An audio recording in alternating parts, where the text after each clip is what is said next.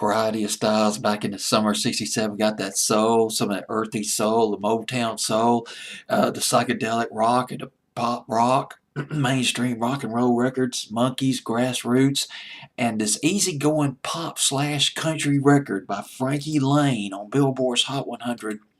Let me bring that up for you. There were two versions of this song, by the way, on Billboard's Hot 100.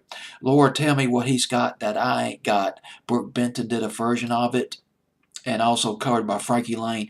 Frankie Laine's version at number 74 on Billboard's Hot 100 of August 26, 1967.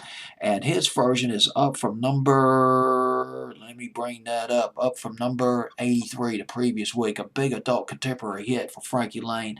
Not much, though, a top 40 hit.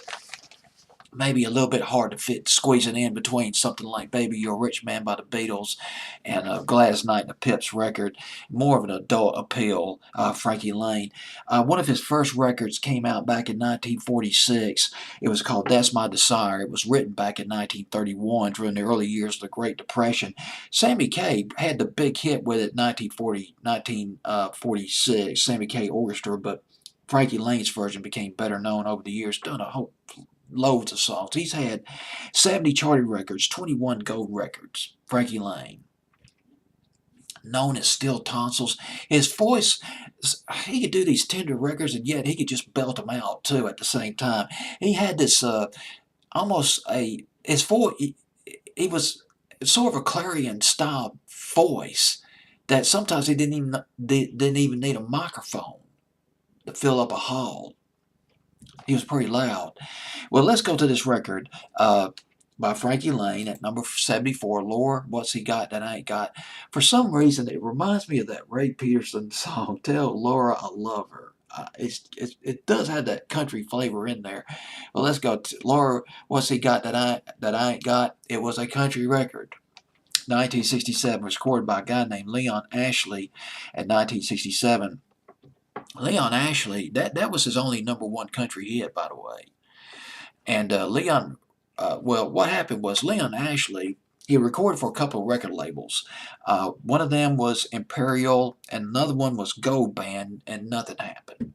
Didn't have any hits. And he formed his own record label. It was called Ashley Records. He teamed up with his wife, Margie Singleton. Margie Singleton had a solo career as a country artist, but also sang with George Jones and Faron Young.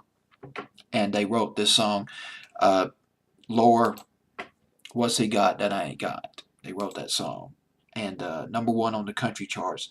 Loads of people did this record. Claude King, the guy who did Wolverton Mountain, remember that? Back in the early 60s, he covered that.